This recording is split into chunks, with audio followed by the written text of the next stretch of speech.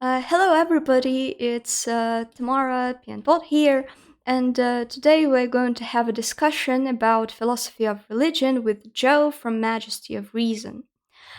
First, I would like you to introduce yourself and introduce your project, whatever you'd like to share with public about yourself. All right. Yeah, thank you for having me on. I'm excited for this. So, as you said, my name is Joe, and I have a YouTube channel called Majesty of Reason, where I talk mostly about philosophy of religion, but also metaphysics, some epistemology, some philosophy of time, occasionally some metaethics. So I dip in lots of different places, but philosophy of religion is probably my favorite to talk about. And yeah, I do both popular and scholarly work. So on the scholarly level, I publish articles and books and things like that. And so people can check out either my website or my Phil People profile. I'm sure people can find that if they look it up. And so that's the scholarly level. And then on, yeah, the popular level, I've got my YouTube channel and a blog by the same name, but I mainly do stuff on the YouTube channel. So yeah, I have discussions with other philosophers as well as making my own lecture style videos. So yeah, that's a little bit about me. All right, thank you very much.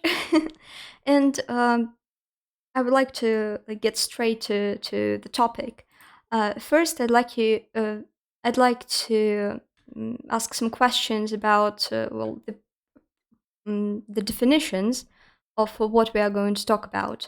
So, what's religion in your opinion? Well, isn't that a difficult question? Yeah, so there's a lot of scholarly debate about how to categorize religion, how to define religion, and it's extremely difficult to give a definition that captures the necessary and sufficient conditions because you firstly want to encapsulate all the different religions that there are. You want to include them in your definition, but you also want to exclude things like political ideologies, things like communism, Nazism, and all these other sorts of things. You want to exclude those from your definition, but you want to include the whole panoply of things that we would, intuitively recognize as religions.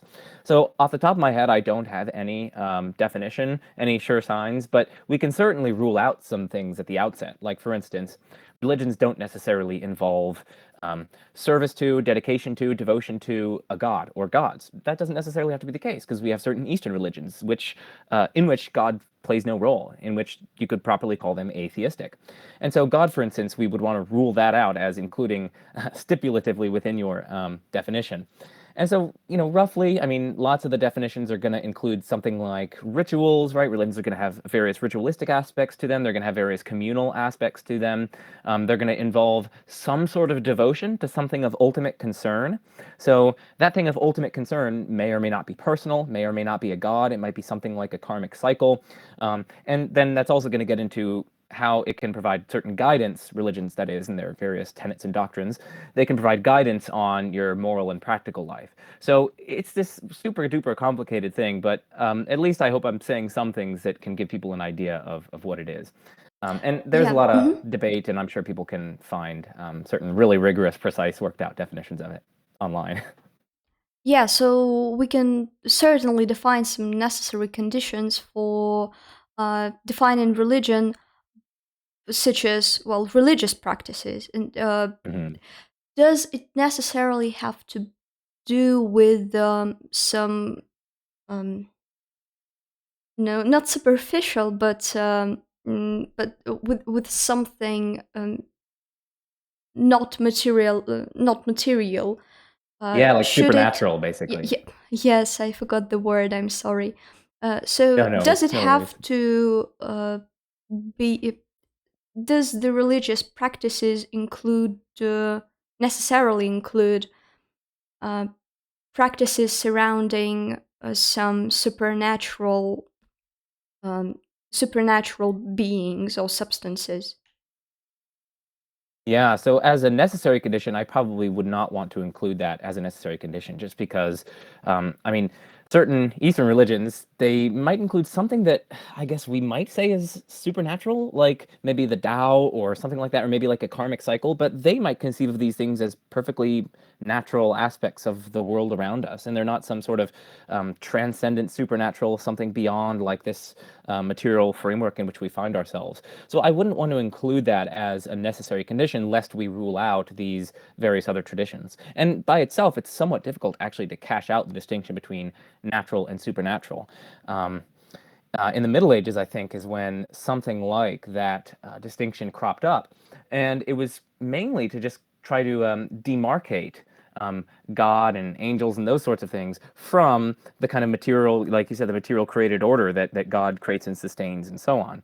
So even that distinction, I mean, and it's come to have a different life of its own in contemporary philosophy. You know, some people take the natural facts to just be what we can scientifically investigate, or there are lots of different ways that you can cash out the distinction. So I wouldn't really want to have that distinction within a definition of it, and I probably also wouldn't want to put it as a necessary condition, because again, certain religions might take like karmic structures or whatever is their ultimate concern or concerns, they might not take those as involving something supernatural. Okay, so maybe we can define some methodological aspects of um, of getting knowledge as the basis of defining religions and separating it from, for example, political ideologies. Yeah. What do you So, think I about it? mean, yeah, I mean, it's sort of we're kind of using the tools that philosophers more generally use to come up with good definitions, right? So in this context, we're looking at firstly, we want them to be extensionally adequate. So what that means is that we're capturing all and only those things which we want to capture, which we're interested in. So all and only the religions. Like you said, we're ruling out political ideologies and so on. So that's one criterion of having a good definition. A second criterion we might say is that it doesn't really, it's not an insider's definition. What do I mean by that? An insider's definition is something like, it's kind of like biased from the perspective of a particular religious group. So like some attempts to define religion uh, are like really, you can see they're either like Eurocentric or they are like Christocentric, you know, Yeah, they're we they're have a like question looking about at it. For yeah, yeah. Yeah, yeah, no, they like define other things in opposition to, let's say, Christianity or these other sorts of things. And if they don't sufficiently resemble it, then they don't count as religion or they're false religion or those sorts of things. So we also want to rule out, we don't want it to be prejudicial or biased in that sort of way. So we don't want it to be an insider definition. We want it to be extensionally adequate. Ideally, we want it to capture the necessary and sufficient conditions. And of course, how do you test these sorts of things? Well, I guess we just look at ordinary language, how we describe things as religion or not. We look at how the people within certain groups that we describe as religious, how they describe themselves, whether or not they take it to be something religious or something of ultimate concern, etc. And really, it's just the way that we test definitions more generally. We look for counterexamples, we see if it's sufficient, we see if it's necessary, we try not to have it be biased in certain ways, et cetera, et cetera, et cetera. So, um, and of course, ideally, you know, you'd want it to be relatively simple, not ad hoc. You know, we don't just want it to be a list of the religions that there are because that's not illuminating, right? It's not giving us some unifying core. So in addition, we want it to be explanatory. We want it to give a kind of unifying core to the various religions that there are. So those are some different ways that philosophers and others in this area kind of try to build a definition.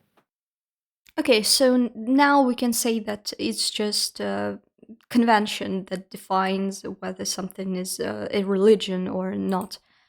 Okay, well, the next question is rather simpler. So, how do you define philosophy of religion? And does it fall into a metaphysical branch of philosophy, or should it be a separate field, in your opinion?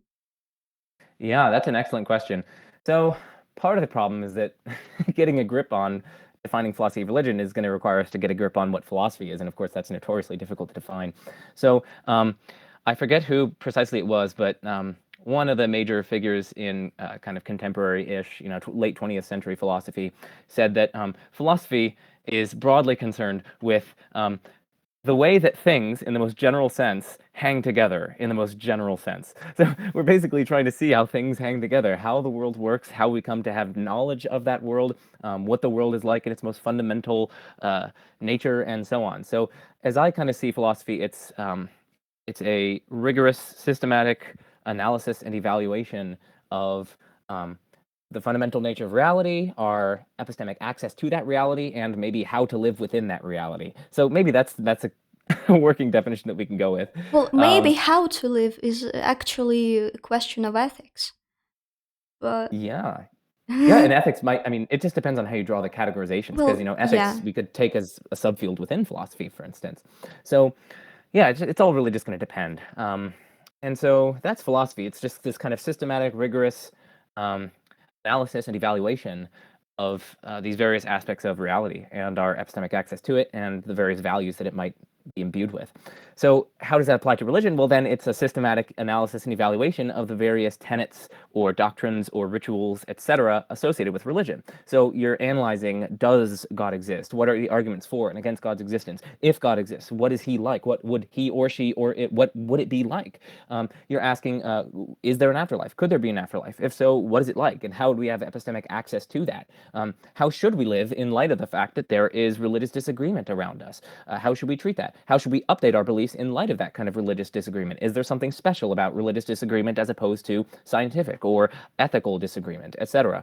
So you're just asking these super fundamental questions about religions and the various things associated with religions, like things of ultimate concern, God, afterlife, etc. So that's kind of how I would see philosophy of religion. It's this rigorous, systematic analysis and evaluation using the tools, I would say, of analytic philosophy and probing the various tenets of religions. And I mean, the main thing that goes on, or at least the forefront, is about God, whether God exists and what God would be like. But of course, there's other stuff like religious disagreement, religious experience, how to, etc. So anyway. Yeah, I think that that's a kind of a a full definition. uh, Not ex okay, sorry. So, is it a separate field? Oh, I forgot to answer that one. Or You're yeah, right. yeah, Good. yeah. No, it's No, thank you just for reminding me. um, Yeah. Is it separate yeah. from like metaphysics or whatever? So as I kind of see it, what's really nice about philosophy of religion is that it touches on so many of these different areas. You've got metaphysics coming in because, well, metaphysics is concerned with the ultimate nature of reality, the fundamental nature of reality, and we're concerned with what there is out there. And so, of course, philosophy of religion falls under that. Is there an afterlife? Are we immaterial souls? I mean, that's of course having to do with philosophy of mind, but it also bridges into philosophy of religion because religions say a lot about souls and things like that. So it does definitely fall squarely, some aspects of philosophy of religion fall squarely within metaphysics. And like, God's existence, that's kind of like a metaphysical question. It's about the fundamental nature of reality. But of course, there are other aspects of philosophy of religion that fall squarely within epistemology, right? How should we update our beliefs or our credences in light of profound religious disagreement? Um, uh, Et cetera, et cetera, et cetera. So how do you justify religious beliefs? Can you have religious beliefs justified in a kind of properly basic way? Just like how we don't need like a decisive proof for an external world, do we also not need a decisive proof to be licensed to believe in God? Like these sorts of questions are epistemological questions. So for me, philosophy of religion spans so many different fields that I wouldn't really feel comfortable placing it within metaphysics, let's say, or within epistemology. I would include it as a separate field in its own right, similar to how we could say philosophy of science is a separate field in its own right, as is philosophy of language, etc. So, Okay, thank you. And what about philosophical theology? Is it just a synonym of philosophy of religion, or is it a separate subfield inside the philosophy of religion? What's your yeah, opinion that's a about it? yeah, no, that's a good question. So, um, as I understand the usage of the terms, philosophical theology would use a lot of the tools of analytic philosophy, but it would take a lot more for granted than philosophy of religion does. So philosophical theology kind of works within a pre-given or pre-established framework, like Christianity or the broad core doctrines of Christianity, and then you try to apply the tools of analytic philosophy to try to work out, let's say, a consistent view of Trinitarianism, or a consistent view of the incarnation, or a consistent view of God's relation to time. In lots of these investigations, you're kind of taking for granted, let's say, some of the core Christian doctrines, or maybe the core claim that God exists, and then you're trying to work out, using the tools of philosophy, using the tools of analytic philosophy, to build up your kind of systematic theology, your view of God, God's nature, and his relation to the world. So it's similar to philosophy of religion, but again, it's working within this kind of pre-given framework. You're having a lot of these assumptions on board that in philosophy of religion, you're taking those assumptions on the table and you're analyzing those. No, we're not going to take for granted whether or not God exists. We're not going to take for granted whether or not Christianity is true. We're going to systematically probe that using the tools of analytic philosophy. So at least for me, more fundamental than philosophical theology is philosophy of religion, because that's investigating those very core assumptions that go in as a kind of bedrock of what you could call analytic theology or philosophical theology. So yeah.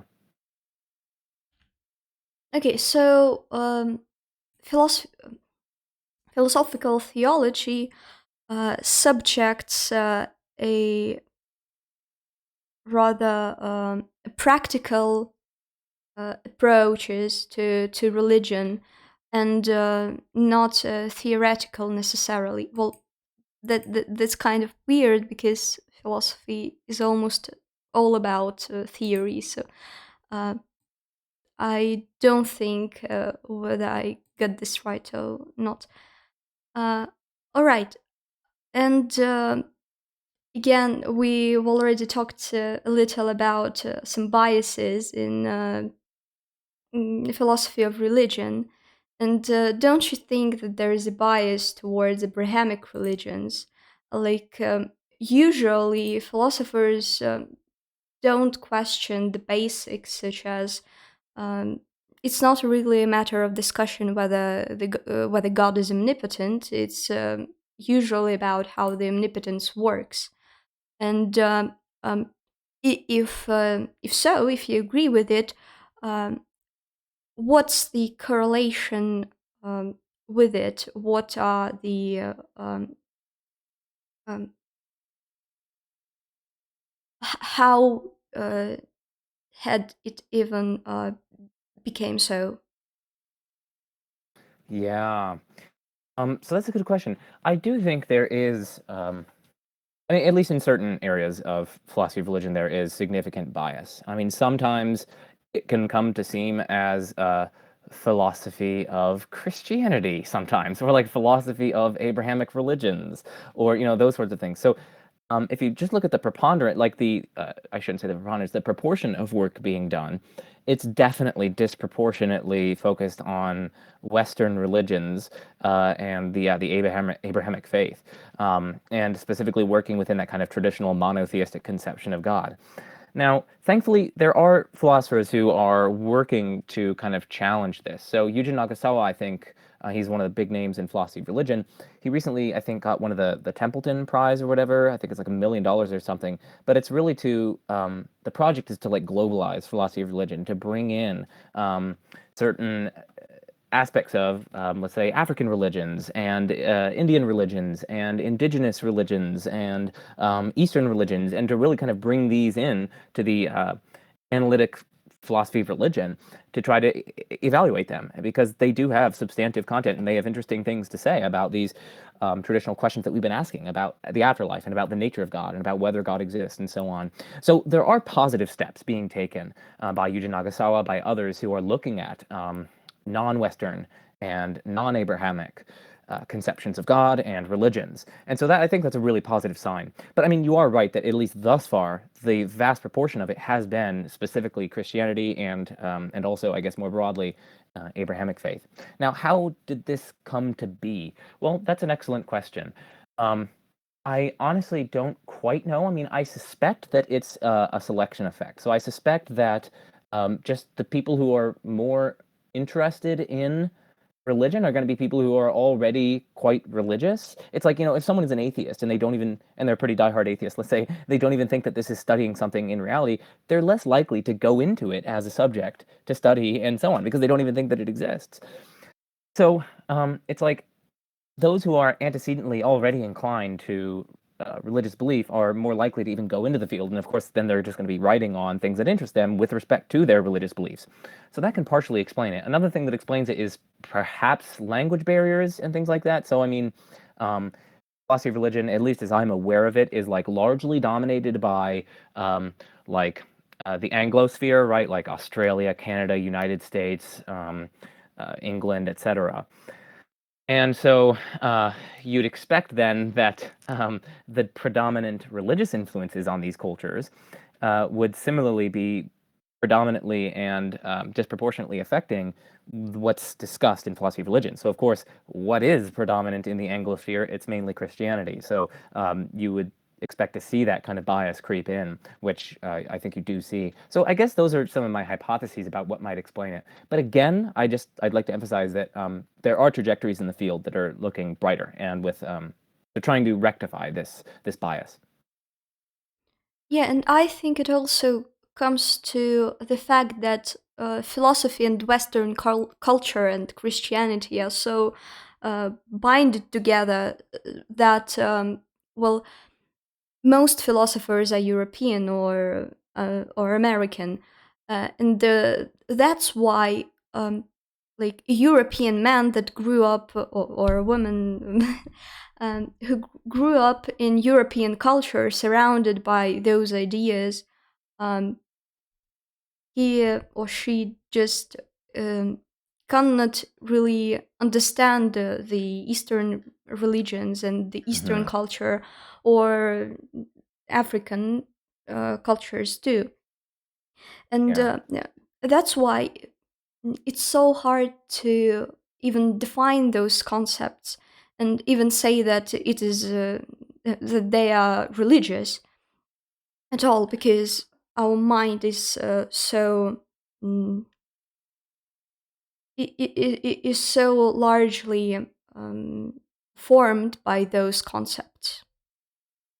Yeah, absolutely. That's similar to like the insider's definition, right? Like we're swimming within this kind of highly Christianly and we could say broadly Judeo-Christian, but like the Europeans and the Anglosphere is swimming within this kind of milieu, this cultural milieu, this political one, this ideological one, and that yeah, that's definitely going to influence not only um, how they see other religions, and they might come up with certain insider definitions biased towards Christianity because of that, or whatever, or biased toward Abrahamic religions. But also, it's going to influence what their output is, what they write on, and so on, and that likewise accounts for bias. So yeah.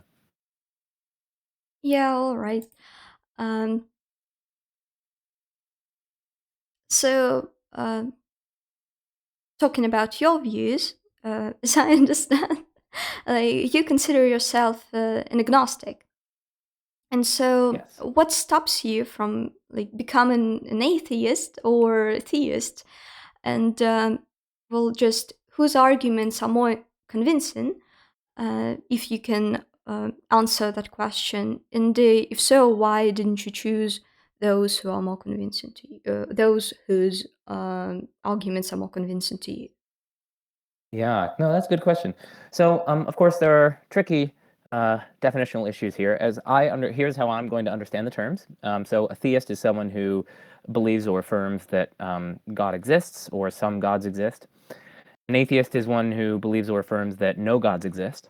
And an agnostic is someone who suspends judgment on the matter. They say they believe neither that God exists or that gods exist, nor do they believe that gods don't exist. So they suspend judgment on the matter. And of course, agnostics, that can be broken up into different varieties. So you can ask, well, why do they suspend judgment? Do they suspend judgment because they think it's unknowable in principle whether or not there are gods? Or do they think, yeah, it might be knowable in principle, but just the evidence is roughly counterbalanced, or maybe it's ambiguous, or maybe it's indeterminate? So I don't fall into that camp where they say you cannot know in principle. Instead, my agnosticism is a suspension of judgment based on the fact that, at least by my lights, the evidence roughly counterbalances for the claim that God exists, where I just mean the kind of traditional monotheistic God on the one hand, and then we could say naturalism, where the natural reality exhausts causal reality. So there's only the spatio-temporal world around us, etc., at least in terms of concrete objects. So I'm kind of agnostic between those two views. And the reason is, like I said, I think the evidence roughly counterbalances. The weight of reasons by my lights roughly counterbalances. So something that pulls me towards, I'll just give, I guess, one or two reasons that pull me towards either direction. So one reason that pulls me towards atheism and indeed naturalism is the profound and protracted suffering in the evolutionary process. So just think about, so 2 years ago, 2 or 3 years ago, there were these forest fires in Australia. And they happened for like several months, and they were pretty devastating. And, you could see videos, unfortunately, of like koalas being rescued from the forest fire and other ones that were not able to be rescued. But anyway, I mean, the number of just koalas, for instance, that were burned alive is in the thousands, if not tens of thousands. And that's just koalas. I mean, think about all the other animals that there are in Australia and in those forests, etc. And if you think about that, that's just for a couple months in one part of the world, just for 1 year. But now think of not just a couple of months, but think about a couple of years, maybe a couple of decades, a couple of centuries. Now think about a couple 100 million years. It's insane.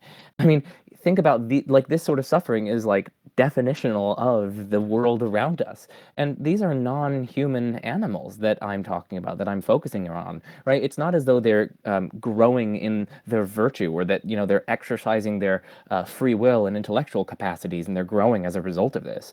No, they're just animals, and they're just there suffering. They're either ripping each other to shreds through predation, or maybe they're starving because that's nature red in tooth and claw, and so on. So this is happening around the world for hundreds of millions of years in the evolutionary process. Like I said, animals are ripping each other to shreds. Animals are starving. Languishing seems to be the norm.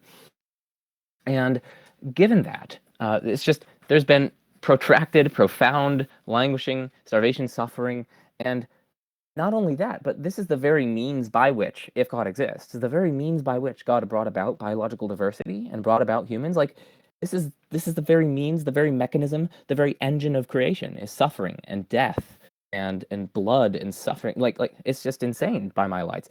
And so the argument is that the fact that there is this process of hundreds of millions of years, which is the very engine of creation, as it were, this suffering and death, that fact is extremely surprising on theism. That is not what we would expect if there's a perfect, benevolent, all-powerful, all-knowing God behind the natural world that's creating things, that's bringing about biological diversity. That is not at all what we would expect.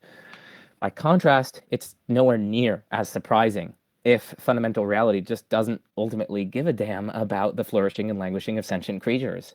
It's nature red in tooth and claw. There's no governance from without by a benevolent being. There's no creator that's superintending this process. So it's much, much, much, much more surprising on theism than it is on naturalism. And so it provides pretty strong evidence for naturalism. So that's one reason that pulls me towards naturalism, or we could say atheism. What's one reason that pulls me towards theism? Well, I guess I could cover briefly two. One of them is just that, we look around us and we see various contingent things. By contingent things, I mean things that can fail to exist. They exist, but they don't have to exist. It's not the case that they must exist. Rather, they exist, but they could have failed to exist. So this water bottle here, for instance, it clearly exists, but it could have failed to exist. It didn't have to be in reality. There's some way that reality could be such that this thing is absent. Maybe someone never made it. So we look around and we see lots of contingent things. But plausibly, contingent things have some kind of outside explanation for why they exist, right? If you came across in a forest a pile of pebbles, for instance, you wouldn't think that those pile of pebbles either snapped into existence uncaused, they popped into existence uncaused, nor would you think that they could somehow inexplicably exist from eternity past. You would think that there has to be some kind of outside explanation for why these contingent things exist. After all, the pebbles could have been otherwise, they could have been arranged differently, they could have been absent from reality altogether. So that inspires the question, why then are they in reality? So when I think about it, it's supported quite inductively that contingent things have explanations, and even groups of contingent things have explanations outside of them. And it just seems plausible, at least intuitively, that precisely because it's contingent, it could have failed to exist. And that kind of inspires a curiosity as to why it does, in fact, exist, when it really easily could have been otherwise. It could have failed to exist. So why does it exist?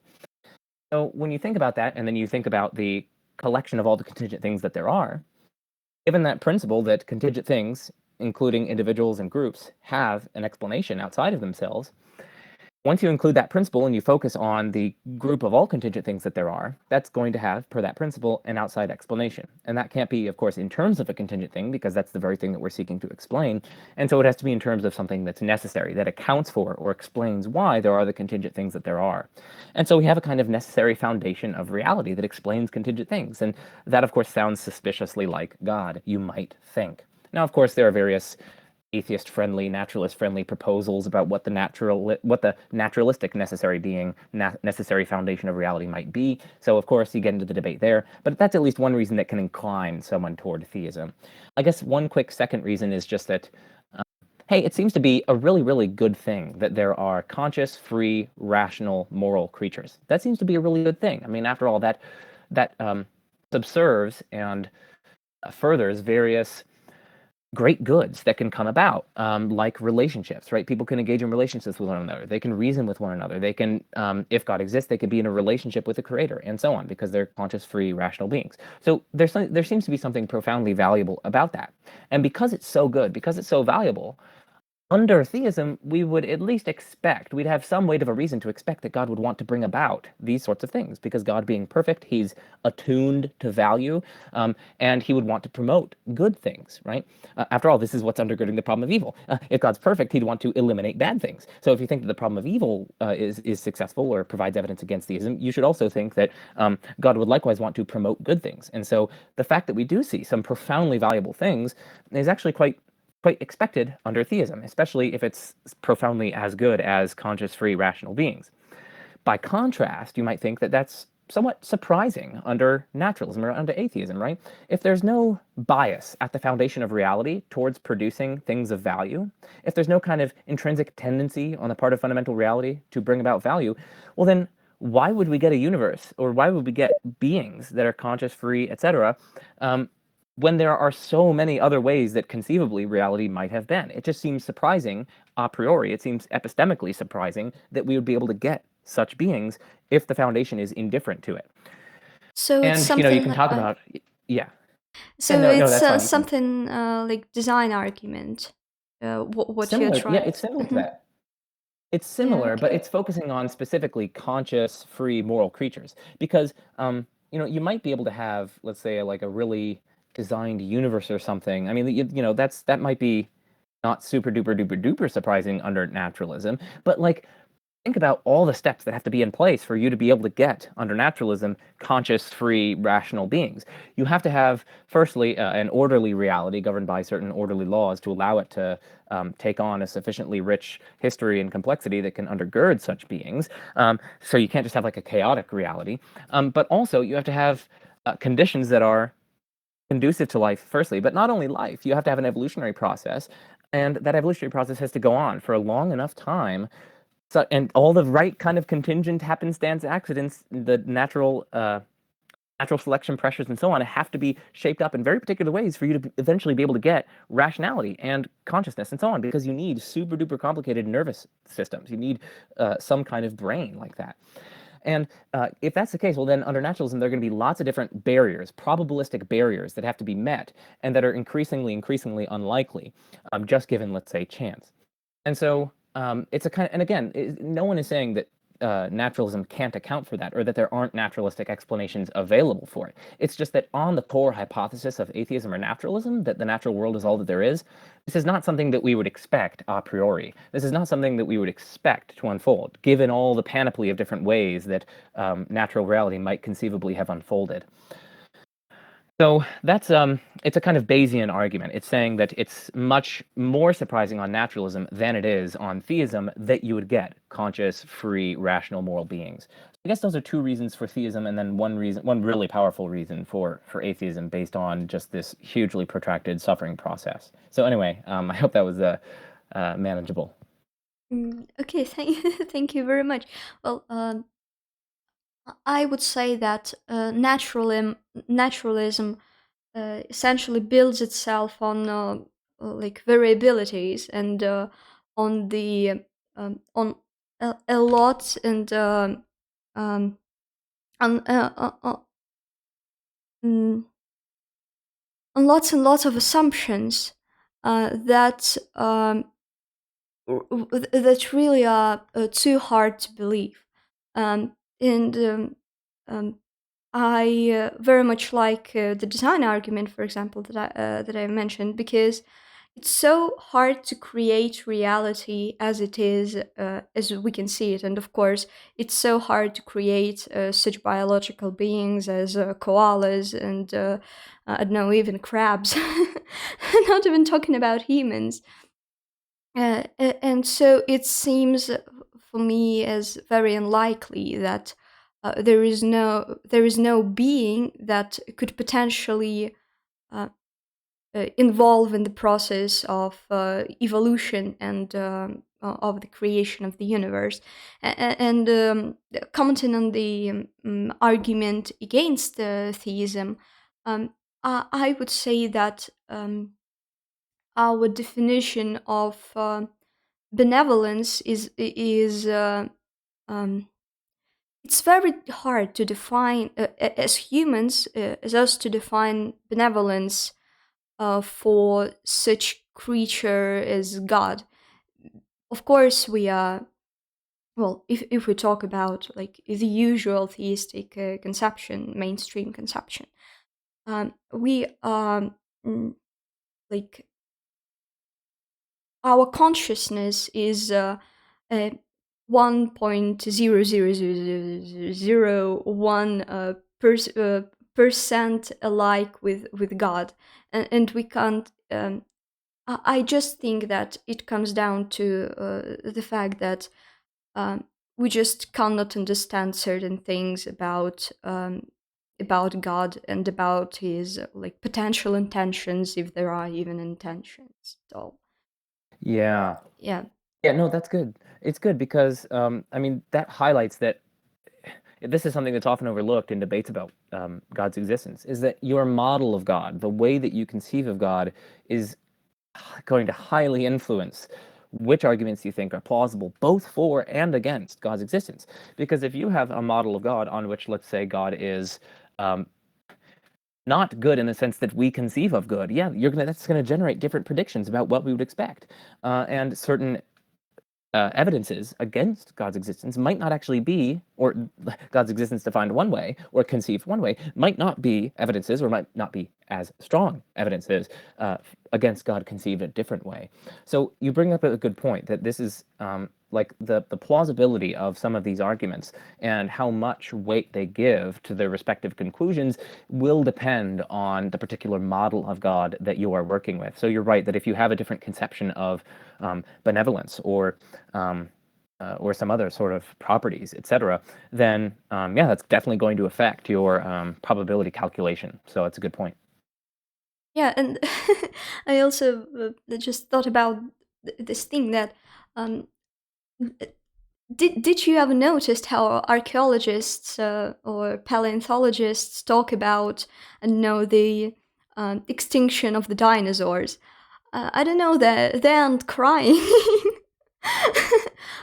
It's it's more like they're fascinated with the what circumstances were put on them, and how the nature works, and um, in their perception, the nature works not as like filled with deaths and suffering, but as like a cycle of life where one creature leads to another creature and multiple of creatures and so on. I just find that um, very interesting in terms of God, um, God-inducing suffering Yeah. and how You know, we it can it is perceive very it. yeah, I mean, it is very interesting. Um, in there is a sense in which, yeah, I mean, it's like, a cycle of life, but the cycle of life could have conceivably gone so many different ways that didn't involve this sort of profound languishing and suffering, right? I mean, even the cycle of life that we do see, I mean, you have to basically you have to overproduce in order to have a chance. Not necessarily humans right now, because we're not entirely beyond natural selection, but we've largely transcended certain aspects of natural selection thanks to modern medicine, et cetera, et cetera. But anyway, like if you look at animals like bunnies and things like that, like you have to overproduce because so many of your offspring are going to die and so many of them are going to starve, that if you even want to have a chance of some of them passing on your genes, you have to produce this whole panoply of them, and then most of them are going to die off, unfortunately, so that only a select few can go on and basically replace the original organism and their genes, etc. So it's like, in some sense, yeah, you can see the cycle of life, but it's like underneath that there's just so much suffering and inefficiency and death and really badness. So yeah, it's difficult, and there's reasonable disagreement on these sorts of questions and these arguments. The problem of evil. There are so many different aspects of this that are complicated. So Yes, of course, and I don't know. It's just that, well, our world, yes, it is fascinating, and it's highly for me. I think that it's highly unlikely that it was just a set of circumstances, but I wouldn't say that it's flawless, and I don't think that like Christianity thinks that necessarily our world is flawless. But I think you can correct me on that because, well, my knowledge gets to some point. It's not complete. yeah, yeah. I mean, so it's interesting, Christianity's conception of that. So uh, at least a lot of mainstream Christians think that God originally created things flawless. He originally created them perfect. Creation was in this state of harmony between people, between people and one another, between people and God, between people and nature, and between the different forces of nature. This is what a lot of mainstream Christians think. Originally, there was harmony. Originally, there was flawlessness in some sense. Then, of course, someone screwed it up. Namely, the first two humans screwed it up.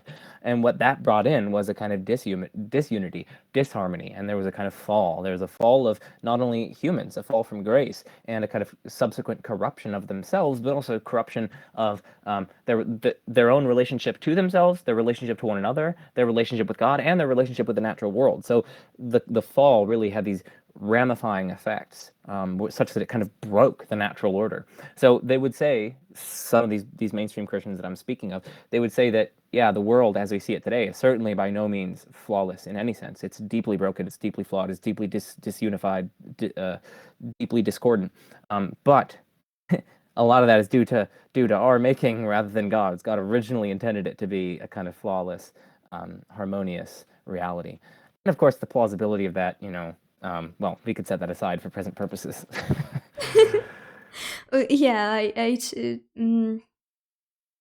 yeah. For me, it's like the problem with the like orthodox conception of Christianity is the Old Testament essentially, Oh yeah. because like I don't know, it's so not what um not what you see as a plausible thing to happen, and all of the things, and uh, God's actions in the Old Testament are very questionable. But To say the least, yes. I mean, like, what is it like?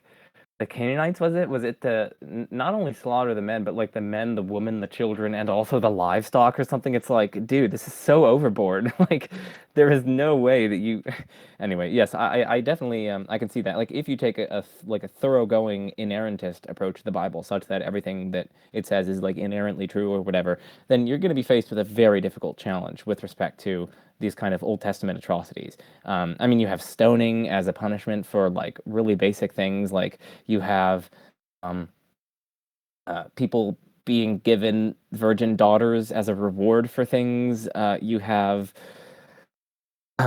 genocide being commanded by like a perfect being. It's like that doesn't to me that's just conceptually confused. A perfect being couldn't command genocide. That's like almost conceptually incoherent to my light by my lights. But anyway, so at least we have sympathies there. We see eye to eye there. Yeah, and no, like in Islam, for example, that's a almost normal thing.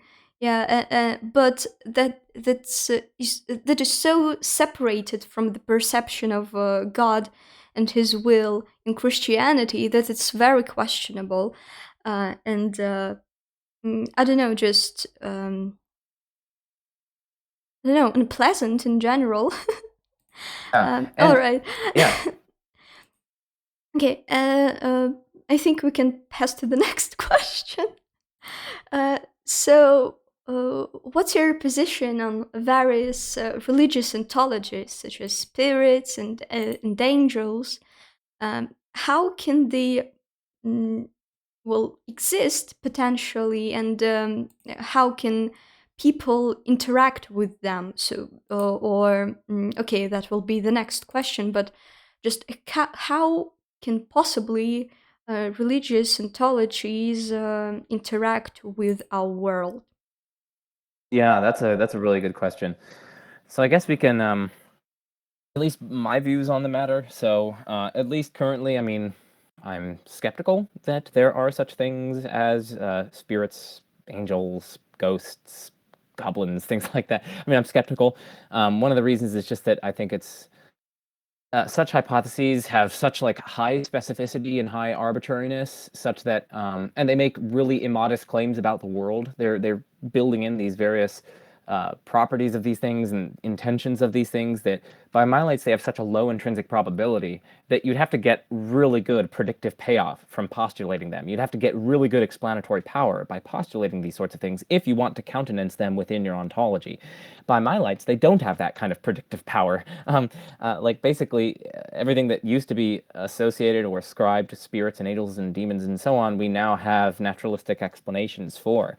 We now know about psychiatric illnesses. We now know about sleep paralysis. We now know about like we know all these sorts of things. So not only does postulating such things seem to run contrary to a lot of our background knowledge, but it also seems to involve lots of like suspicious correlations. So it's like demons are suspiciously they're suspiciously active just when we have a perfectly fine naturalistic explanation of psychiatric illness or something like that. It's like seriously, like that's your hypothesis. Anyway, it just becomes increasingly ad hoc, increasingly unlikely by my lights, increasingly discordant with our background knowledge, and increasingly lowering the predictive payoff, the explanatory payoff of postulating such things.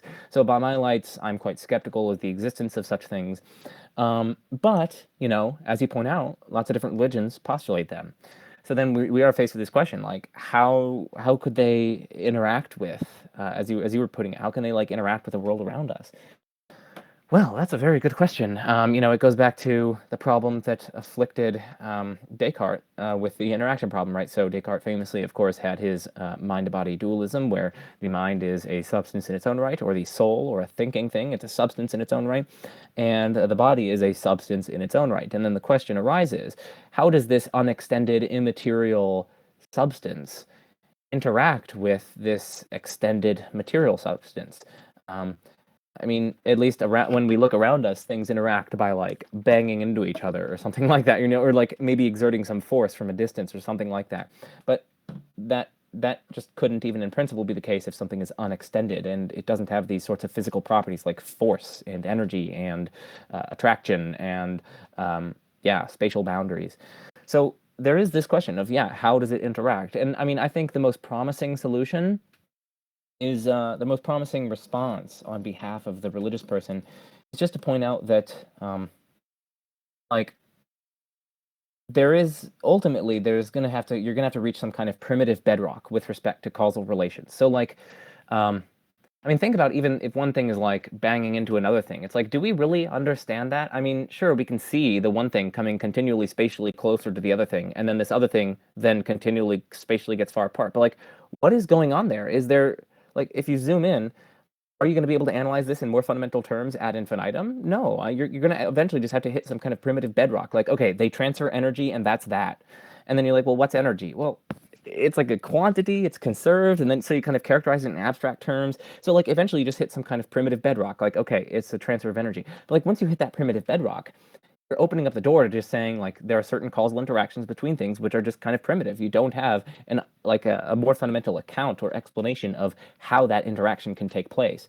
And so I think they're going to say like even in the case of physical causation, you ultimately reach a kind of primitive bedrock, a kind of primitive relation of production between things, one thing producing another or transferring energy to another, which isn't analyzed in further, simpler, more illuminating terms. And they're going to say, okay, well, given that that's inevitable for the case of even physical to physical causation, it's not so problematic that we postulate a primitive causal relation between immaterial, unextended things and material, extended things. That's probably the best way that they can approach this. Okay, yeah, and like substantial dualism. Well, I would say that it's a very improbable, very um, not so great argumented position. Yeah, it's much easier to I don't know to imagine angels as just an imaginary thing that people having some form of religious experience um, think of existing. Yeah, I think that's a rather, I don't know, like conventional position if we talk about uh, most communities of people in Europe, mainly. I just Hmm. I'm not I don't know a lot about different cultures with different like perceptions on that. Hmm. Uh, okay, and the next question is a little like binded with it. Can we, if okay, we stated that I that experience in spirits and angels is highly unlikely. But can people experience God in some way, whether perceptively or like evidentially? Yeah, that's a very good question.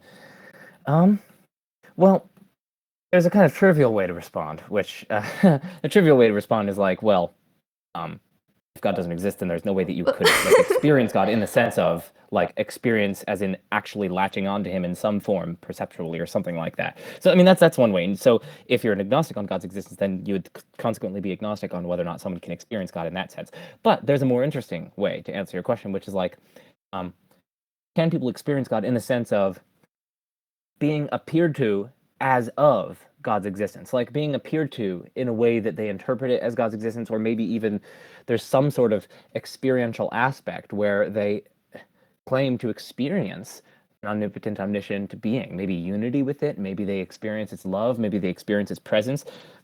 Setting aside whether or not it's a veridical experience, we can ask, can people veridically or non-veridically experience God? And for me, I mean, I want to say yes. I mean, we, at least in general, we treat people's testimony at face value, and there's significant testimony across different cultures and times and spaces and geographical locations and so on, that there are these various things that we can call religious experiences. People sense presences. People have mystical experiences where they seem to experience a kind of union with some transcendent reality and maybe the dissolution of their own self. And they people at least claim to have experiences as of something relevantly like God. And so I wouldn't want to say that they are lying about their experiences. They certainly are experiencing something. Then the question is, are those experiences veridical? And if so, I mean, if so or if not, how do we know one way or the other? I mean, it's a good question.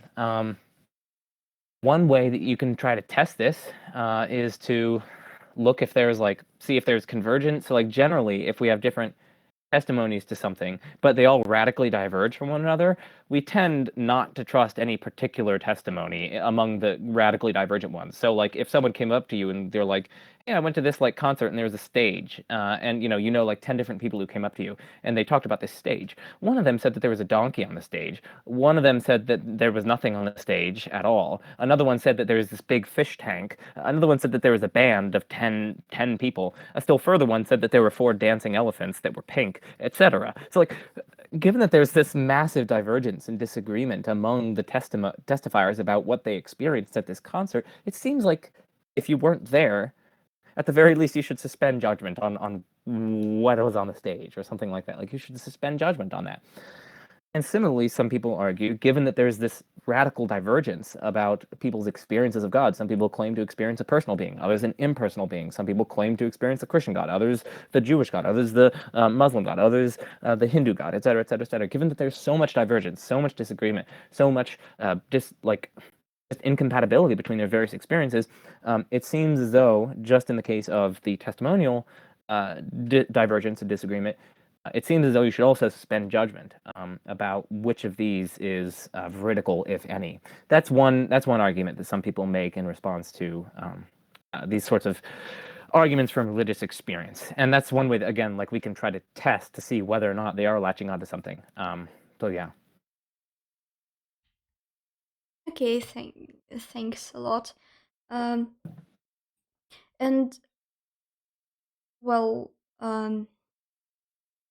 I think it comes down to ontological and epistemological basis, but we've already talked about ontological one. So if we talk about our um, basic basic methods to get knowledge, do you to get religious knowledge, do you support fideistic or evidentialist view on justification of religious beliefs in general, and including those ones that we've discussed already? Yeah, no, that's an excellent question. So when it comes to justification and how you come to have knowledge,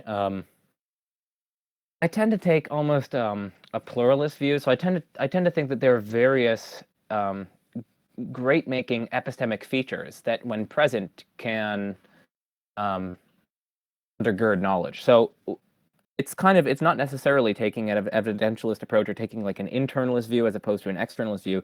Instead, it recognizes that there are a panoply of different ways that someone can come to have knowledge of some fact. So there might be some ways in which someone can know something where they don't even have to have any reasons of which they're aware. They just have to have some sort of reliable process by which they're latching onto it. So that's a kind of externalist reliabilism.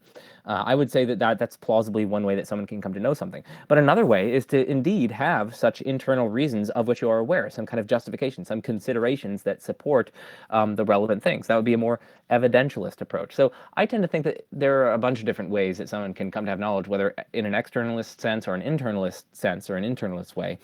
So, I mean, I don't think that fideism would count as a way, because that just seems to be, at least as I understand it, fideism seems to just, I mean, it's irrespective of whether or not you are, whether or not you have any justification whatsoever, whether or not you're reliably latching onto something. It's just you just kind of take it on faith, take it on trust, and you don't really have any reasons for it. So to me, that seems to be implausible. But in these other ways, I mean, I'm like a pluralist. I allow that someone could have knowledge that God exists if they have certain reliably functioning cognitive faculties, and those are appropriately latching on to the fact that God exists. I would say that then that person probably knows that God exists. Similarly, if someone comes to have a really good argument and they work through the premises and it concludes to God's existence or God's non-existence, and if we suppose that one of those is actually true and they come to that true conclusion through this reasoned process, then I would say they know probably that God doesn't exist, or that God does exist, whichever way, because again, they have these internal reasons of which they're aware. So, I mean, for me, I guess it's a broadly pluralist approach, but I guess I'd rule out something like fideism. I'd want to say that the epistemic great-making features are the ones that both internalists and externalists in epistemology tend to talk about, which is like reliabilism, and these sorts of things. So. Okay, but I don't know, fideism just seems more like practical because when we have two theories, for example, theism and atheism, that are well, like equal in terms of the arguments that support them, and in their value, essentially, and um, just our views highly influence our everyday life, our ethical beliefs, for example, and just mm, I don't know. Like people say that God gives them support, and that's why it's more practical to believe in God and set aside atheism, even though it seems more probable for them that atheism is like more argumentative. No, that's not the word, but is more supported by arguments. Mhm. Yeah. Um, so, is it like? What do you think about it? Is like pra- mm, practical? mm, I don't know how to say it. Yeah, I More mean, I guess you're practical asking is, if like. but yeah, is this like approach uh, scientific at all? Can we call it relevant in our philosophical discussions? Oh, that is a very good question. And I mean, this is getting to how, like, getting the interplay between practical reasons, or what we could say prudential reasons, and epistemic reasons. So I guess when I Yeah, was answering your question earlier, I guess I was sort of focusing on what's, I guess, epistemically proper. And for me, yeah, the practical considerations would, I think, be irrelevant to what's epistemically proper, because that's a function of either whether or not your cognitive faculties are functioning reliably and they're reliably latching onto the truth, or whether or not you have certain reasons of which you're aware that favor the thing in question. But I guess there's the separate question of what is rational, all things considered, for you to do. Like, considering the epistemic um, desiderata, the epistemic considerations, in addition to the practical ones. And so, could it be overall rational, including both practical and epistemic rationality? Could it be overall rational to, let's say, either believe in God or commit to God or these other sorts of things? Because those practical considerations are so significant, so strong, perhaps. And it's an interesting question. I guess I'm not quite sure. I'd really have to think about that further. I mean, I guess here's what I'd lean towards saying is that if it's so overwhelmingly unlikely, then it doesn't really matter if it's super practical. I mean, like if I know, for instance, or I have really, really, really good reason to think that let's say I just broke my leg or something like that. It might be more practical, or it might be like better for me psychologically speaking to believe that I didn't break my leg or something like that. You know, the world would be a better place if I believed that. Or so, like, you know, I'd be happier. But like, come on, like I should still not believe that, because the truth of the matter, or at least what I have really good reason to believe, is that I actually broke my leg. So. I would say that in that case, because it's so likely that, evidentially speaking, epistemically speaking, because you have really good reason, it doesn't matter what the practical consequences are. The good reasons weigh out, and so you should act and believe in accordance with the epistemic reasons. But things get trickier when the case isn't so straightforward, like the case for the thing in question. If the evidence is much more ambiguous, like maybe it's 50-50, or maybe you just don't know, and the evidence is roughly counterbalanced between the two positions, and the practical considerations very strongly support one of them, maybe it is, all things considered, rational to go with the one that practical considerations support. So anyway, I think I'd have to think about that further. So yeah, I guess that's my answer. yeah. It just comes to like epistemic values and maybe ethical values, because Hmm. we can like take an utilitarian approach and say that like practical views support our existence and make and maxima Yeah. Yeah, Yeah. it goes in accordance to utilitarian maxima, and that's why we should believe in practical things rather than um, evidential, rather than truthful ones, and then we can Mhm. come down to that mm, and say that truth is more practical than than lie, and that's why um, we have two conditions: truthfulness and practical relevance. Yeah, but that's a little tricky.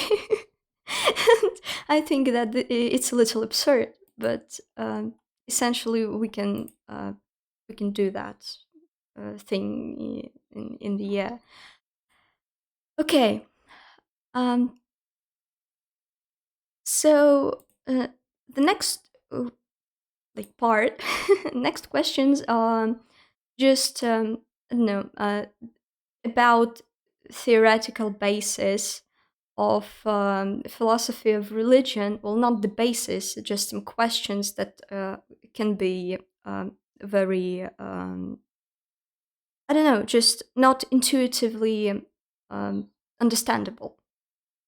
So, what's the difference between panentheism and theism if most of theist concepts suggest that God can interfere in almost every part of our world? So, if, how far does it get um, for God to interfere in a world, essentially?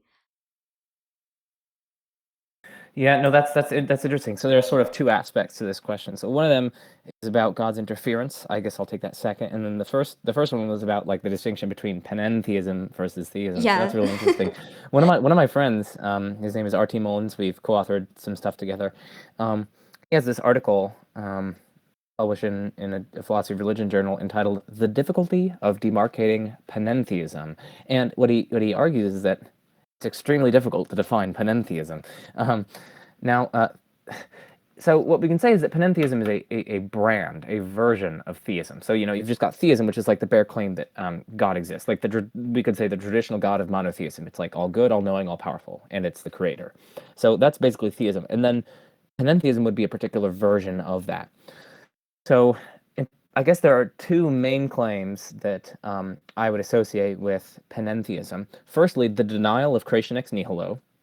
So God doesn't create ex nihilo. Instead, he creates ex deus, or out of himself. Like he creates out of the resources of his own being. You can almost think of um, creation, or you could think of God as almost like cookie dough, and then creation is almost God like using cookie cutters to like bring out of the dough, and like shaping his being, forming his being in various ways to make creatures and so on. So it's like um, uh, in that sense, and this brings us to the second point, would be that God is not identical to the universe, but the universe is in some sense in God. So panentheism means everything in God-ism. So like the universe, everything is in God in some sense. It's intrinsic to God. But God is still more than the universe. Maybe God could have refrained from creating, and so God just would have existed alone. But given that there is a universe, God sort of creates it out of the resources of his own being, and it's kind of residing in him. In him we live, move, and have our being, right? So that's kind of we are in God. We're intrinsic to God. God encompasses everything, but God is still more than the universe. And God would have existed even if he hadn't created the universe. So that's kind of the way that I conceive of panentheism. There's a lot of controversy there about how you characterize it, but I think that's one of the mainstream ways you can characterize it. It's a very interesting doctrine, and it does get around one of the problems with traditional theism, which is creation ex nihilo. I mean, a lot of people think that that's just really intuitively implausible. Like, how could something create ex nihilo? Like, create out of absolutely no materials whatsoever. Like, if someone said that they made a cabin in the woods and all they said was let there be a cabin, and it just like popped into being or something, and they didn't make it out of like brick and mortar or whatever, or all that sort of stuff, we would think that they had gone crazy or something. Like, no, you didn't. You can only make material objects by rearranging or refashioning already existent stuff. So a lot of people find creation ex nihilo really problematic intuitively, and so panentheism would kind of avoid that. That's interesting. That's a benefit of panentheism with respect to kind of a more traditional, should we say, maybe classical theism where God creates ex nihilo. Okay, now the second question is yeah, God's interference. I mean, again, this is going to kind of depend on your model of God. I mean, under panentheism, I mean, you could almost take that in a kind of theistic idealist way. Like we are, in some sense, ideas in the mind of God, perhaps, or we are kind of mental images in God's mind. And he just has this scene of creation, which he's actualizing in his own mind. And in that sense, God's interference would simply amount to God's, I guess, conceiving of things differently or imagining things differently, right? So that would be like God's interference. On other models, God might step into the natural course of things and modify them in such a way that they wouldn't have gone that way had God not intervened. Instead, they would have gone their natural course in some other way. So there are lots of different ways that you could conceive of God's interference. And of course, now we're getting almost similar to the interaction problem that we discussed earlier, because you can ask like, okay, well then how does God do that? Like, how does God move my water bottle here or something like that? And then yeah, you'd probably just say there's a kind of primitive causal relation. But anyway, yeah. And if you take like the most conventional approach to theism, um,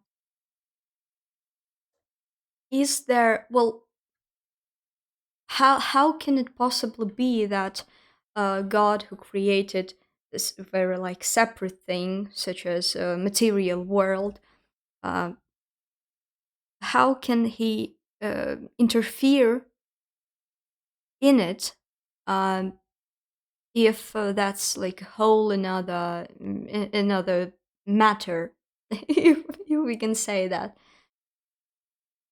Well, Yeah, well, how does he? I mean, I guess you could ask him, not me.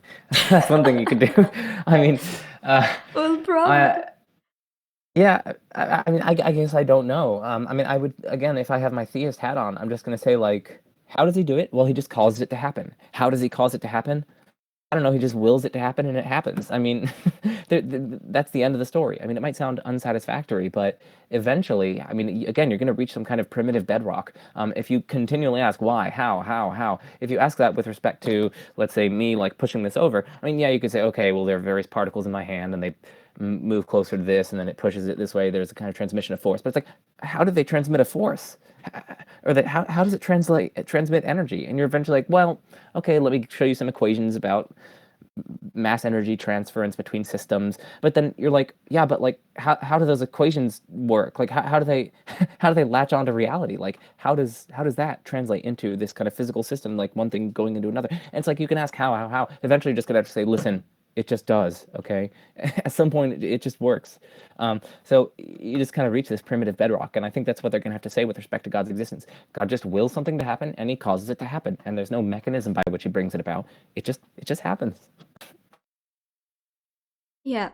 Well, I probably have to look closer to panentheism because, well, I think that seems like convincible that um, Think it's really it's, interesting. yeah, yeah. It seems a little more, I don't know, rational, but Yeah, and it's like a little more intimate with God. I mean, I don't know, God's more intimate with creation. And I mean, we don't have to say that it's primitive. I mean, we are intimately familiar with imagining things in our own minds. There's really no question of how we like I mean, there is, but like we know that this is a feature of reality, that there are minded beings and that they're able to imagine things and conceive of things. So we're not adding any like super duper mystery or inexplicability by saying that at the foundation of reality there's this mind, and fundamentally this mind is just imagining various things. And that's not to say that the things around us aren't real. It's just to say that ultimately, fundamentally, they are images in the mind of God. It's just this is how the images are.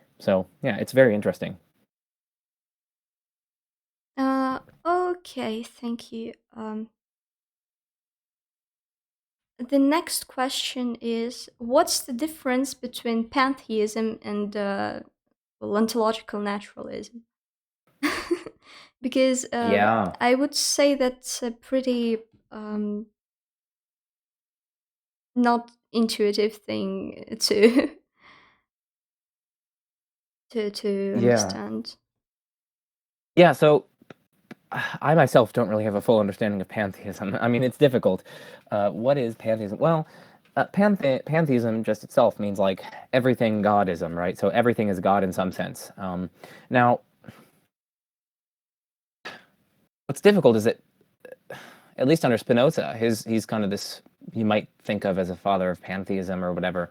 Um, he just has this kind of substance monism. So fundamentally, there's only one substance in reality, and that is God or nature. He famously says it's like a disjunction. He calls it God, but he also calls it nature. And so, yeah, fundamental. And then this thing has different modes or aspects.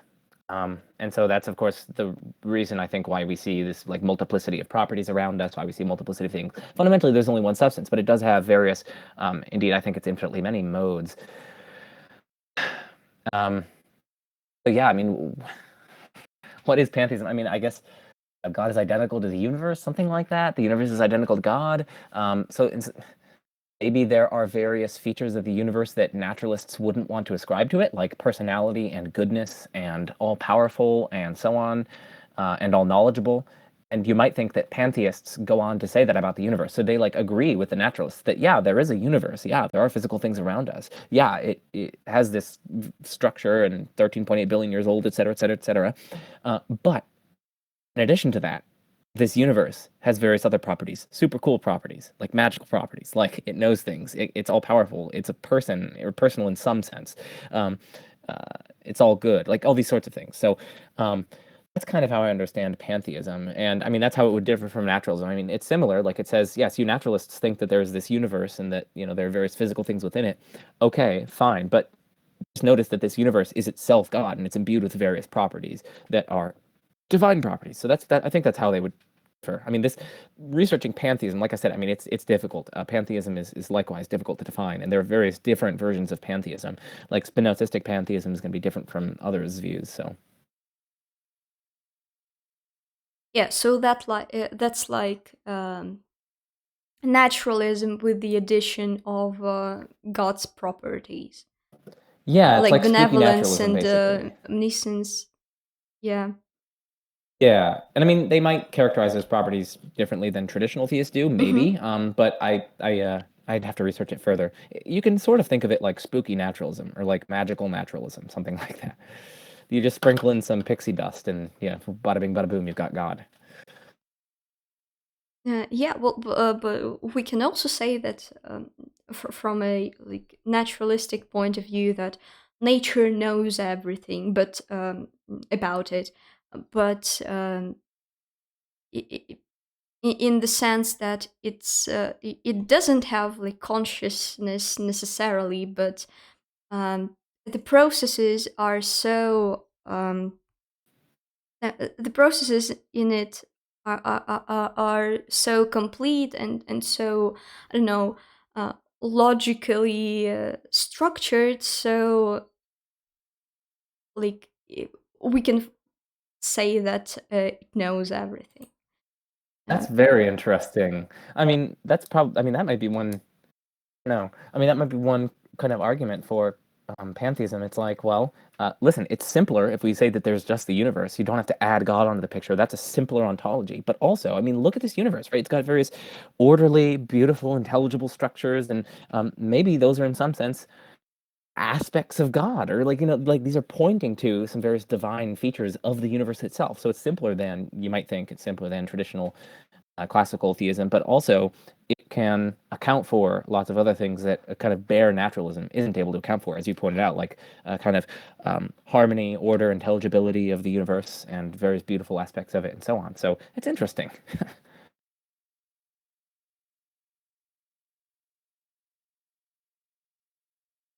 yeah. I know it yeah, so I don't know, in my opinion there's like practically no particular difference, but it's a very interesting notion about like the addition of God's of what we usually uh, consider as God's properties. All right, and the last question is like mathematical, but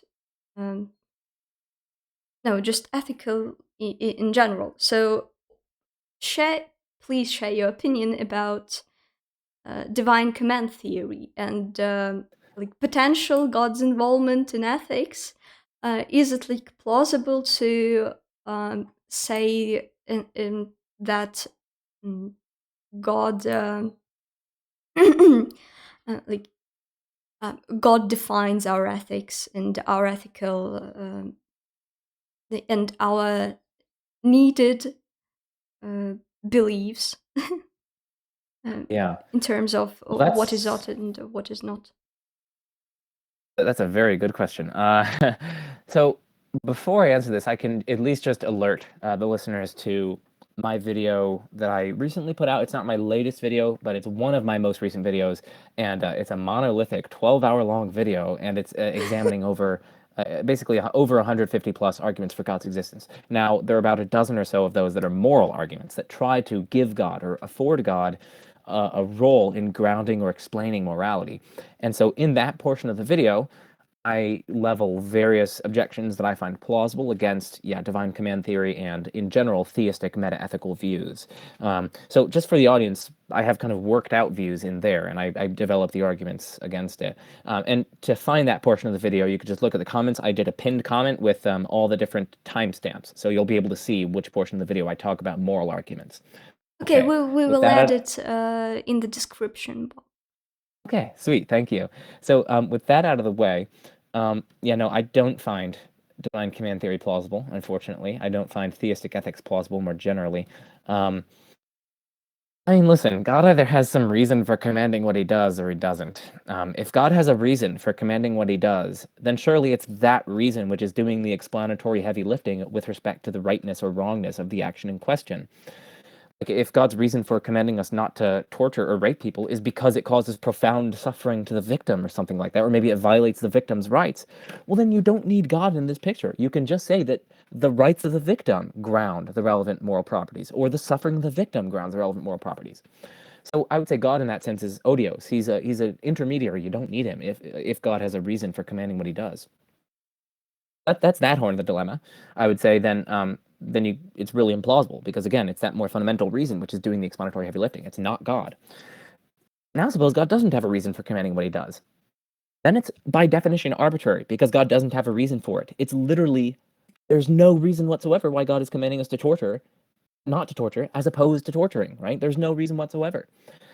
So that is not morality. I mean, if anything is if I understand anything about the domain of moral reasons and the moral landscape, it's that it's not arbitrary in that manner. That torture could have just as easily been morally obligatory as morally impermissible, and so on.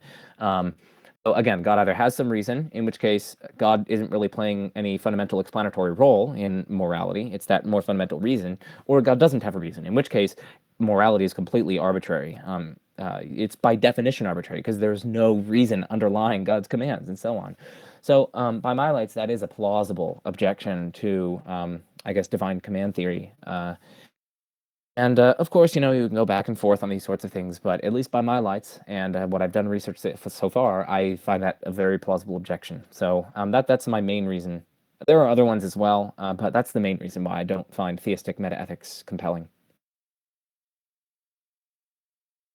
Yeah, that's true, and I too would suggest that, um, well, if God created like conscious, rational beings such as people, and gave them freedom, of course, again in the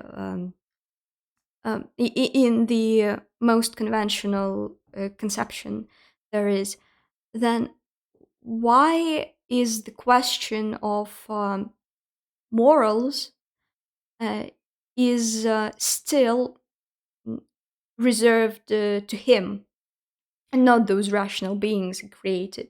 But then we can say that um, if we come to mm, if we've come to the real moral realistic conception, mm, and we are the beings that God created, then isn't it still like divine command theory? But uh, the with this with the subject of who defines ethics uh, referring to us. Mhm. I don't know if that's Yeah, I mean, understandable. no, I mean there is. I mean, it reminds me of a question that's, I guess, looming in my mind and a lot of other philosophers' mind about divine command theory. It's like, is it a moral realist view? I mean, we tend to define moral realism in terms of the truths being independent of our stances, or at least independent of people's stances, like their attitudes and their desires and their belief states and their commands and so on. Like, it doesn't matter if you command me to go and kill someone.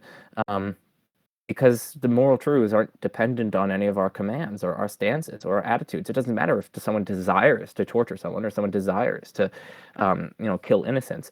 They still shouldn't do it. So that's that. I mean, moral realism tends to be defined in terms of being independent of stances. But if that's the case, well, then it seems as though divine command theory might not actually be a moral realist view because it's making moral truths dependent on someone's stances. It's just God's stances, of course, but it's still someone's stances. It's either their belief states or their commanding states, some sort of stance that they take towards propositions and towards actions and so on. And that doesn't seem to be realism, some philosophers argue. So anyway. uh, well, I suppose that it's a a realist position. It's just subjectivism. It's just the ideal observer, the theory. Yeah, yeah. It would The sub branch like of it. Um, Yeah, it would but depend on how you define realism. As you point out, there are different versions of realism. Some of them are just committed to moral truths, and so yeah, then subjectivism would be a form of realism. But others define realism, which is unfortunate. You have philosophers defining these things in different ways, which is annoying. But other philosophers define it in terms of you got to have stance-independent truths. So that's one way that some philosophers define it. But you make a good okay, point. yeah, it may be objective, but I can there can be questions about it. I don't think that realism uh, uh, should be objective. Like um, it is real what I perceive with my eyes right now, but it's like subjected to me. And Hmm. I don't think that it's not true if I see it with my eyes. But okay, thank you very much for answering to the normal questions, and now we can get to the questionnaire that we ask almost all of our guests um, when we are interviewing them, and that's a Proust questionnaire published in 1890 by Marcel Proust. So I would like you to answer mm, fastly and without any particular like mindfulness about the Hmm. questions. Uh, Absolutely. okay, let's start. So, what's your idea of perfect happiness? Perfect happiness is just a Saturday morning and I'm playing video games and listening to a philosophy lecture with my dog right next to me and maybe a protein bar or something like that. All right. What is your greatest fear?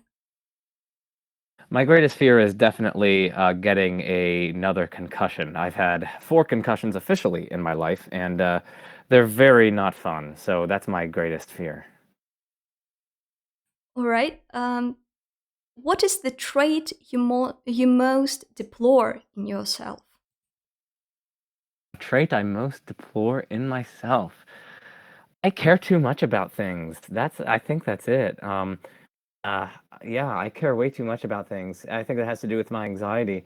Um, I do suffer from anxiety, but I just find myself caring so much about certain things, like what other people think and those sorts of things. So yeah, just caring too much about things.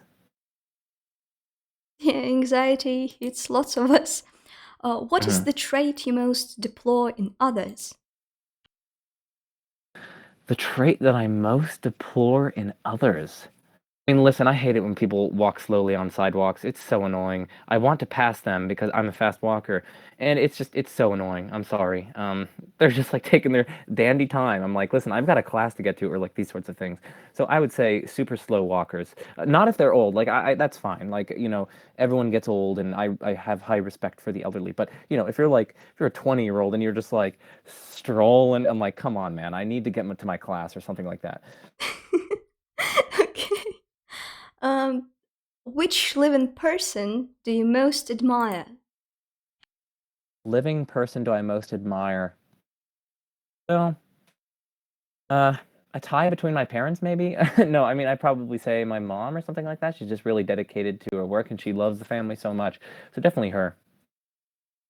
Yeah, that would be my answer to. Well, not your mom, but my. Yeah. What is your greatest extravagance? My greatest extravagance. Oh, sometimes my greatest extravagance is word choice. Sometimes I like to intentionally use pretentious words that are um, that are extravagant or that are over the top, like like prescinding from considerations or vivacious or things like. So I guess that's probably my greatest extravagance, just word choice. Okay. Uh, what is your current state of mind? Current state of mind, I'd say content, concerned, and mildly tired, but also relaxed. Okay. What do you consider the most overrated virtue? Patience. Patience is the most overrated virtue. Unfortunately, I'm not very patient. As you can tell by my stuff about the slow walkers.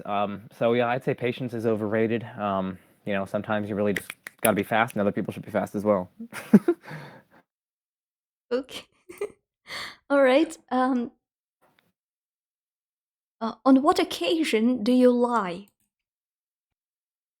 On what occasion do I lie? Well, if I don't want to do something with friends, I'll just be like, sorry, I'm too busy. I'm not too busy. I just don't want to hang out with you guys. So that's something, I mean, it's kind of minor, but other occasions, yeah, if I'm invited to, I guess it's just more generally, if I'm invited to something and I don't want to go, I'll just give an excuse, which is probably not true. So Okay. Um, what do you most dislike about your appearance? what do I most dislike about my appearance? It's interesting. That's a little Um, sad question. I know, right? No, I mean, overall, I have been fortunate to grow up in an environment where I'm not really shamed for aspects of my body and so on. So I guess I can just say that I'm very fortunate in that regard. But if there's anything that I could change, I mean, for some reason, like left over from what is it, puberty or whatever, I've still got some like residual zits or whatever here. So if I could change that, I'd probably do it. But honestly, I really don't care all that much. I'm very happy with myself, so that's good.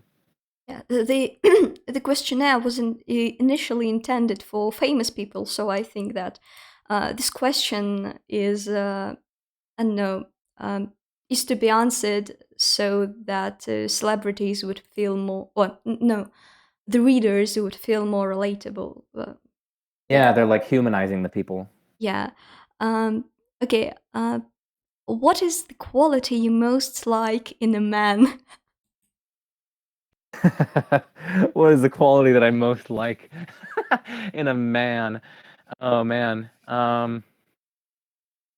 Should I answer this as a woman? I guess No, I'll answer it you as don't have maybe to. maybe that he's hot. I guess I'd probably say that now. Or yeah, funny, nice, and hot. I guess that's what I'll say. Okay, so there are two criteria for a good man. Okay. What is the quality you most like in a woman? same thing, honestly. Yeah, same thing. Nice. Like they have to be nice. Like I do not like people who aren't nice. I mean it's general, but like yeah. Anyway, I was yesterday out on I was out with someone, and there was this person who was like waving people in, and they were like this is like where cars are pulling in, and this person told someone to stop because people were coming across on the street, and then the guy rolled down his window and started cursing at him to tell it because he told him to stop. I'm like, dude, that's not a nice thing to do. So anyway, you have to be nice. So yeah, nice, funny, and hot. Okay, and if they are a slow walker, Oh, that's another one. Yes. yeah. Uh, which words or phrases do you most overuse? You know, that's one of them. The words like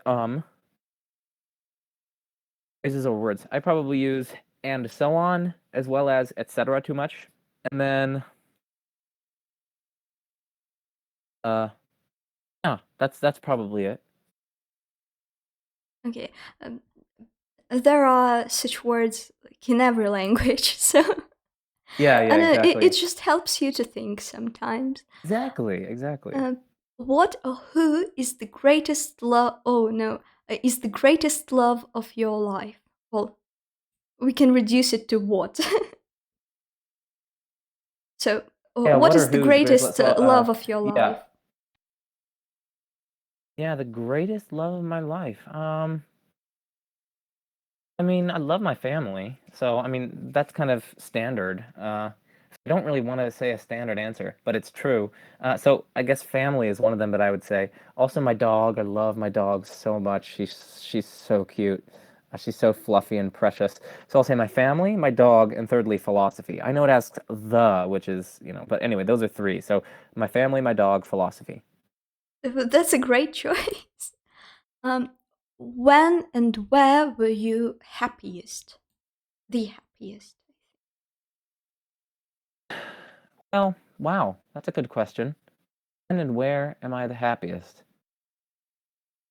Um, I'm gonna give two different things because they're like different kinds of happiness, but they're like equally. Well, I don't know if I want to say equally. They're both really, really, really like very happy. So one of them is just the pure ecstasy and delight that I felt when I found out. Well, firstly, my first publication that was back in August of 2019. I got my first peer-reviewed publication in an academic journal, and I was just over the moon. I was so happy. And then in that vein. I got my first academic book accepted at Springer and a contract offered at that, and that's forthcoming. So that's going to be out sometime within the next year, something like that. So anyway, those two were just so overjoyed, like overjoyous moments for me. I was ecstatic. I was jubilant. Um, that's one hand. That's the one kind. And then the second kind is just, family holidays where we're just relaxing with the whole extended family, and you're either eating like Thanksgiving lunch or it's we're celebrating Christmas or whatever. Just stuff, relaxing times with the family. So nice. Okay, and the last question is which talent would you most like to have? Which talent would I most like have? Hmm. I'm supposed to answer these quickly, but that's interesting. Which talent would I most like to have? Well, does this really count as a talent? I mean, I'd like to fly. That'd be cool, but that's not really a talent, right? That's like a superpower. Uh, like an actual talent that people can have and do have. Um, I guess it'd be really cool to have like almost near photographic memory. That'd be really cool. That's pretty talented, and that'd come in handy, I think. So probably that. All right, that was the last question, All right. which are which well, which is up for you today or something. Okay, thank you very much for uh, attending and talking for 1 hour and 40 minutes, I suppose. It was very nice having a conversation with you, and having a conversation with you on such an interesting topic. Thank you for having me on.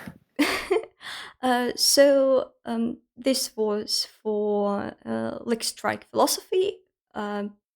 Please subscribe and please watch it till the end, if you know English, of course. And we will see you later. Thank you very much.